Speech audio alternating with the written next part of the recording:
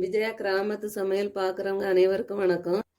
நாம் இன்னைக்கு ஹோட்டலில் முறுமுறுன்னு தோசை சுடுற மாதிரி நம்ம மாவு அரைக்கிறது எப்படின்னு பார்க்கலாம். அதுக்கு நான் என்னென்ன அளவில் அரிசி போடுறேன்னு காட்டுறேன். இப்போ இது இட்லி அரிசி. நம்ம இந்த இட்லி அரிசியில் 3 கிளாஸ் எடுத்துக்கலாம். இந்த கிளாஸுக்கு நான் காட்டுறேன் அளவு. அது ஃபுல்லாக எடுத்துக்கிடுங்க.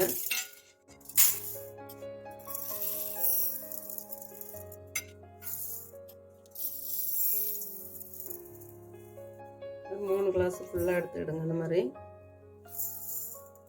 அடுத்தது இதே கப்புக்கு 1 கிளாஸ் பச்சரிசி எடுத்துக்கலாம்.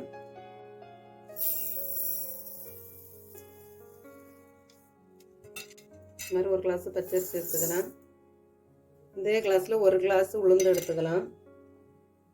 நான் உளுந்து உடைச்சது எடுத்துருக்கேன், பாதியாக உடைச்சது. நீங்கள் தோடு இல்லாமல் முழு உளுந்து இருந்துன்னா போட்டுக்கிடுங்க. இல்லை 1 கிளாஸ் உளுந்து எடுத்துக்கலாம். இது கடலைப்பருப்பு. இது கடலைப்பருப்பு இந்த கிளாஸ்லேயே நான் 1/4 கிளாஸ் எடுக்கிறேன்.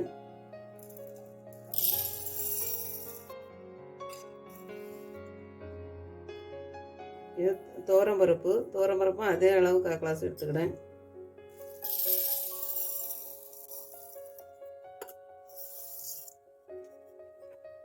இல்லை 3 ஸ்பூன் வெந்தயம் தான் அந்த தோசைக்கு நல்லா கலர் கொடுக்கும். அதனால நான் 3 ஸ்பூன் வெந்தயம் எடுத்துருக்கேன். இவ்வளவும் போட்டு நம்ம நல்லா இதை கழுவணும். ஒரு 4 நேரம் நல்லா கழுவிட்டு நம்ம ஒரு 6 மணிக்கூர் நனைய வச்சுருவோம். நனைய வச்சுட்டு நம்ம கிரைண்டரில் போட்டு ஆட்டிக்கலாம்.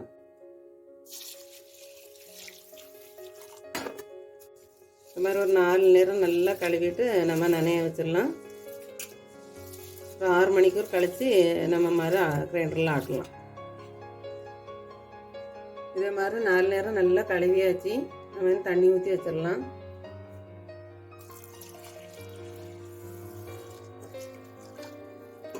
இது 6 மணி நேரம் அப்படியே ஊறட்டும். இல்லை நீங்கள் நைட்டு கூட போட்டு வச்சுட்டு காலையில் ஆட்டிக்கலாம். இப்போ நம்ம இதை அப்படியே வச்சிடலாம். நம்ம நனைய போட்டது நல்லா ஊறிடுச்சு. இப்போ நம்ம இதை கிரைண்டரில் போட்டுக்கலாம். நம்ம நல்லா கழுவிட்டு தான் போட்டிருக்கோம். அதனால் இந்த தண்ணியை நம்ம ஊற்றி அடிச்சுக்கலாம். கிரைண்டரில் போட்டுக்கலாம். இப்போ கொஞ்சம் தண்ணியை ஃபஸ்ட்டு ஊற்றிக்கிடுவோம். நான் 30 நிமிஷத்துக்கு இதை செட் பண்ணி வச்சுருக்கேன். இதை நம்ம போட்டுக்குவோம். கொஞ்சம் போட்டுட்டு லைட்டாக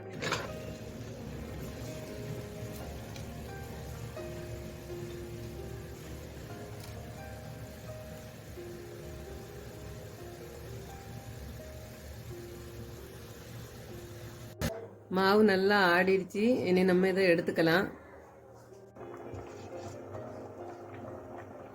இந்த மாதிரி ஒரு பெரிய பாத்திரத்தில் ஊற்றிக்கிடுங்க.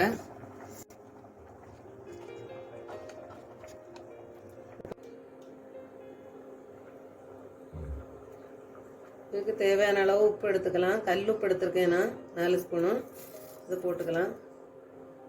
போட்டுட்டு நல்லா கலக்கிடணும். இந்த மாதிரி கையை போட்டு நல்லா கலக்குங்க. தண்ணி காணாதுன்னா கொஞ்சம் தண்ணி ஊற்றிக்கலாம். நல்லா இந்த கீழே இருக்க மாவு வரும் நல்லா மேலே வர்றதுக்கு நல்லா இப்படி அடிச்சு விடுங்க.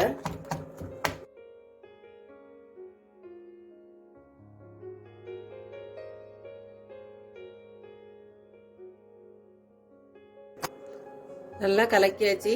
இனி இதை ஒரு 8 மணிக்கூருக்கு நம்ம அப்படியே மூடி வச்சிடலாம். அப்புறம் பார்க்கலாம். நம்ம ஆட்டி வச்ச மாவு 8 மணிக்கூர் ஆயிடுச்சு. நல்லா புளிச்சிருச்சு. அந்த மாவை நீங்கள் இந்த அளவுக்கு இப்படி கலக்கி வச்சுக்கிடுங்க. கொஞ்சம் எடுத்து நம்ம இதை தோசையாக ஊற்றிடலாம். வாங்க, நல்லா அடுப்பில் வச்சு கொஞ்சம் நல்லெண்ணெய் ராவிக்கலாம்.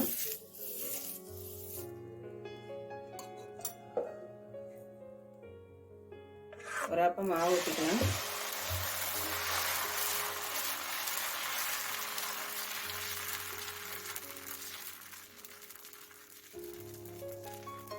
அதுக்கு நல்லா விரிச்சிடுங்க. இப்போ இதில் கொஞ்சம் நல்லெண்ணெய் ஊற்றிக்கிடுங்க.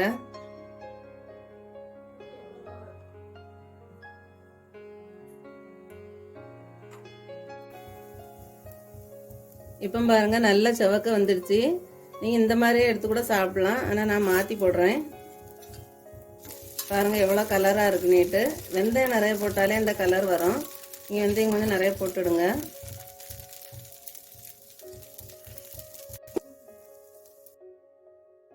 நல்லா முறுமுறுன்னு எழுந்திரிச்சு பாருங்க. கையிலே எடுத்துடலாம். நான் இரும்பு கல் தான் வச்சுருக்கேன். பாருங்கள் எவ்வளோ முறுமுறுன்னு இருக்குன்னு. இந்த மாதிரி நீங்களும் வீட்டில் போட்டு சுட்டு பாருங்கள். இந்த முறுமுறு தோசை உங்களுக்கு பிடிச்சிருந்துச்சுன்னா லைக் பண்ணுங்கள், சப்ஸ்கிரைப் பண்ணுங்கள், பெல் பட்டன் அமுக்குங்க. அப்போ தான் நான் போடுற வீடியோ உங்களுக்கு உடனே வந்து கிடைக்கும். வணக்கம்.